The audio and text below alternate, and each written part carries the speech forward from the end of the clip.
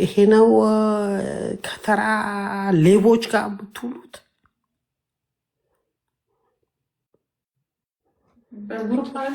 እንኳን ከአንተ ከራሷ እኔ ጂጂ ይኸውልሽ፣ እኛ መቼ ነበረ? ከለውጡ በፊት ነበርን አይደል እንዴ? እነሽ መልስም በዛ ጊዜ የሆነ ጥርስ እንኳን አላበቀሉ ምናምን ነበርን። በዛ አይደል ከፓልቶክ ጀምሮ የነበርን ሰዎች ነን አይደል እንዴ? ልማት ላይም የነበርን ሰዎች ነን። ፖለቲካ ማናቅ በግድ ፖለቲካ ውስጥ ያስገቡን አንቺንና እነ ጀዋረንም ሁሉም ጀዋረንም ልጠይቂው ትችያለሽ። ምንም እዛ ቦታ ላይ አራት ተው እያልን ጥግና ጥግ እያያዝን ኢንቨስትመንትን በደንብ አድርገን ስራ ላይ አሁን ገባቸው አይደለ? እኛ ለምን እንደምንቃወማቸው የዛ ሰዓት እኛ ለምን ዛሬ ደክሞን ዝም ብንልም በሰውነታቸው ጠልተናቸው አይደለም እኮ። በደምም ቢሆን ለእኛ ነው የሚቀርቡን፣ በቋንቋም ቢሆን ለእኛ ነው የሚቀርቡን። ግን የተለፋለት የተሞተለት ለዚህ አይደለም። ገባችሁ? መጨረሻ ጊዜ ለፍታል እንዴ እኛ እኮ ግቡ ተብለን ነው እንጂ መጨረሻ ጊዜ ባለሀብቶች ምን እንዳሉን ታውቂያለሽ? እንደ እኛ እኮ ኖረናል እዚህ እንዴ። እና እነ ድንቁ ደያስ እኮ የራሳቸው ህይወት ያላቸው ሰዎች የተከበሩ የምናከብራቸው ናቸው። የራሳቸውን የሚያደርጉ ናቸው አይደል? እኛ በነ ድንቁ ደያስ ላይ እኮ ምንም ችግር አልነበረብን። አዲስ ላይክ ነው ህግና ላይክ ነው ሁሉም ህግ እኮ እንዲበጅበት እንፈልጋለን። ሰው ኬት የሆነ የማይታወቁ ሰዎች እንደነ ሬድዋንን ምናምን ታጥረው መጥተው በመቶ ሺዎች እንዳለ ጭስት ኬት በዘረኝ ነው። ግን በፊት የነበሩ በበፊቱ ስርዓት የነበሩ ሰዎች በፊትም ጥሩ ስም ያልነበራቸው ስርዓት አልባ የነበሩ ስልጣናቸውን ተጠቅመው ሰው ሲበዘብዙ ነበሩ። እኔ ለምንድን ነው አሁንም ደግሞ እዛ ጋር ቁጭ ብሉት ነው? ለምንድን ነው በአዲስ ትውልድ የማይጠቀሙ? ራሱ መንግስት ቁጭ ብለውን በቀደም ለታ እየየ ሲል ነበር። እየየ ራሱ አብይ አህመድ ቁጭ ብሎ እየየ አብይ አህመድ ለእኛ ያማቸዋል፣ እኛ ለሱ እናማለን። መሬት ላይ ግን ምንም የሚሰራ ነገር የለም። ዝርፊያ ላይ ነው ያሉት። እኔ ግን ምን እንዳሳፈረኝ ታውቂያለሽ? ከሁሉም በላይ ጂጂዬ ምን እንዳሳፈረኝ ታውቂያለሽ? የለውጡ መሪ ሆነን እኛ ቁጭ ብለን ገብትሻል። ከዚህ በፊት ተበልተናል፣ በገንዘብን በምንም አለ። በተለይ ባለፈው መንግስት በኢንቨስትመንት እሺ ተበልተናል ብለን እነ ሽመልስ ያውቃሉ፣ ኤቭሪባዲ ያውቃል። እሺ ከዛ አሁን አጨብጫቢ ቁጭ ብለው እንዳንበሳ ሁሉ ነገር ደግሞ ይሄ ደግሞ በዘረኝነት ቁጭ ብሎ ይሄ ሬድዋን የሚባለው አሁን በዚህም ተበላን በዛም ተበላን። ከእሱ ጋር ተነጋግረን የገባኸው እኛማ በዲያስፖራ ነበር። ይኸውልሽ አሰማሻለሁ አሁን ከፈለሽ ብዙ በቃ የመጨረሻ እኔ ከዚህ ውጭ ማለት ነው ባለፈው ከሰዎች ማለት አይ ቲንክ በጣም ነው በቃ በጣም ነው የሚደክምሽ። በእውነት ነው ገብትሻል። በጣም በቃ በጣም ነው የሚደክምሽ። በጣም በባለፈው እስከ ገዱ ሁሉ ባህር ዳር ወስዶ ሸልሞናል። ኢንቨስተር ተብለን ጥሩ በኢህአዴግ ጊዜ ገብትሻል። አሁን መጣንና በኋላ በቃ ይሄ እንደዚህ በቃ አለፈ፣ እሱ አለፈ። አሁንም ደግሞ ያን ጊዜ የልጅነታችን ጊዜ ያሳለፍ ነው። አስብ ልጆች ሆነም ከውጭ ዲያስፖራ ተብለን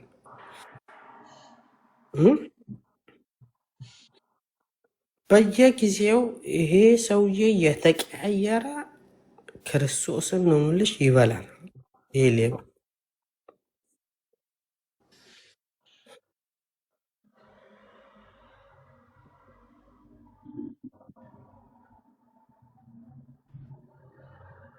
በቃ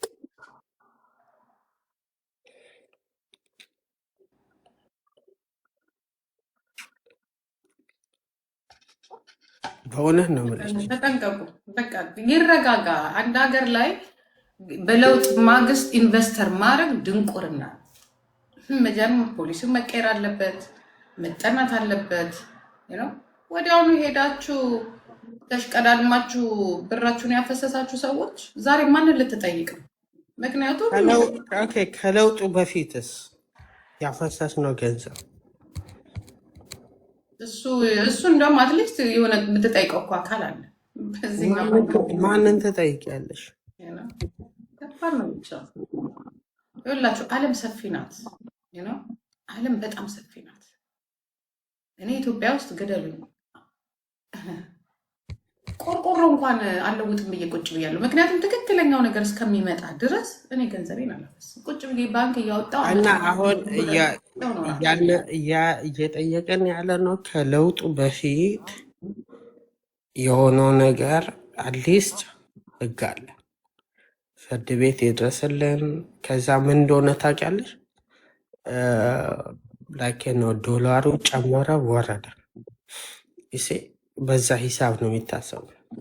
እኛ በዶላር የተባለው ነገር ነው አሁን የጎዳው አይደለ? ኢንቨስትመንቶችን ድሮ እኔ በጣም ሽመልስም በጣም ነው የምወደው። እሺ አውቃለሁ እንደዚህ እንደሆነ አለ።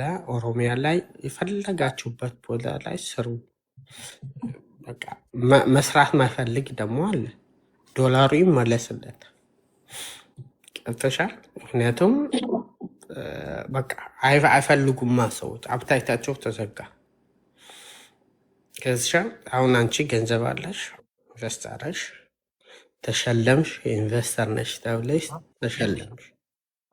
ከዚያ ይኸውልሽ እነሱ የራሳቸውን ሰዎች ሰኩ፣ ቁጭ አረጉ። እነ በረከት ገበሬዋ የሆኑ ሰዎች ሰካኩና ላኪ ነው ታጣፊ ሚስማር፣ ኩርንችት ሚስማር ቢያቃኗቸውም እንኳን ሰው ሊሆኑ የማይችሉ ሰዎችን አደረጃጁ፣ በራሳቸው መንገድ ሄዱ ማለት ነው። አረ ግን ሪል ኢንቨስተሮች አልነበሩም። ገንዘብ ያወጡ አልነበሩ። ገንዘብ ያወጡ ሌሎች ናቸው። ካድሬዎቹን ቁጭ አረጉ። ካድሬ ብቻ ገንዘብ የሌላቸው፣ ገንዘብ ያላቸውን እስር ቤት ቁጭ አረጉ። ሌሎችን ደግሞ በቃ ውጡ ብለው ምንም ገንዘባቸውን ሳይመልሱ አባረጉ። ከዛ እርስ በርስ ጸብ ተነሳ። ምክንያቱም መስራት አይችሉም፣ አቅም የላቸው። በቃ ምንም አይዲያ ምን ብቻ ማረም ስራ መስራት አይችሉም። ምክንያቱም የስራ ሰዎች አልነበሩ። ገብተሻል? አሁን ጂጂ አንቺ ታውቂዋለሽ ሲስተሙን ሁሉንም ማለት ነው። ገብተሻል? ሰው አሁን ሬዲዮን ሲያደርግ የነበረው ምን እንደሆነ ታውቂያለሽ? እሱ የሚመቸውን የራሱን እንደ ካድሬ ብቻ የሚሰሩትን አይደለም። አቅም ያላቸው የሚሰሩትን ከነገንዘባቸው አፈናቸው።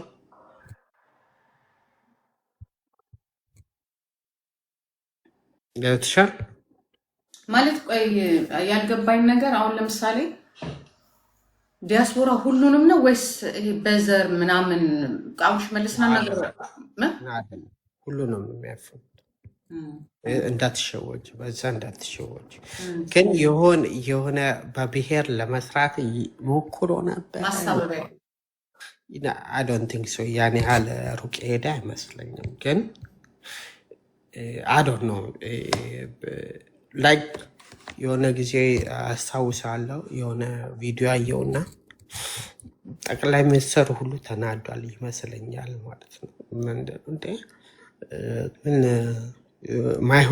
ማይሆኑ ሰዎችን ፊት ለፊት አምጥታችሁ ምናምን ብሎ ሁሉ ላይክ አይ ቲንክ ይመስለኛል መሰለኝ።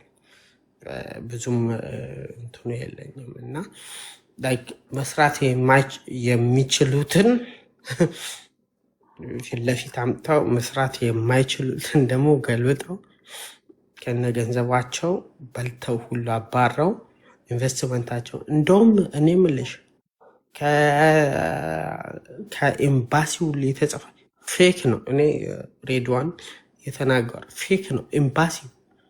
ኤምባሲው የጻፈው ፌክ ነው። ይህንን አላቅም ብሎ የተናገረው ቪዲዮ ሁሉ አለ ከነ ጀነራሉ ሁሉ። ይህንን ደብዳቤ ከኤምባሲ የመጣ እንግዲህ አስቢ፣ ከኤምባሲ የመጣውን ደብዳቤ አይናበቡም ማለት ነው። ለምሳሌ ያንን እንደ ህፍረት ሁሉ እኔ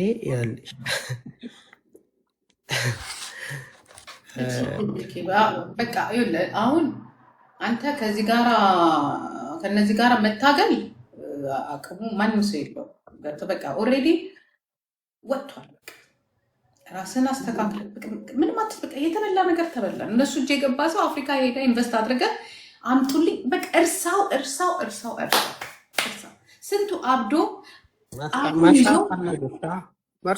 አዳምጠኝማ አፉን ይዞ ትላንትና ሻንጣውን ፓፓ ያለ በሙሉ የምናውቃቸው ሰዎች ዛሬ ተደብቀው ነው ያሉት፣ እየለመኑ ነው ያሉት።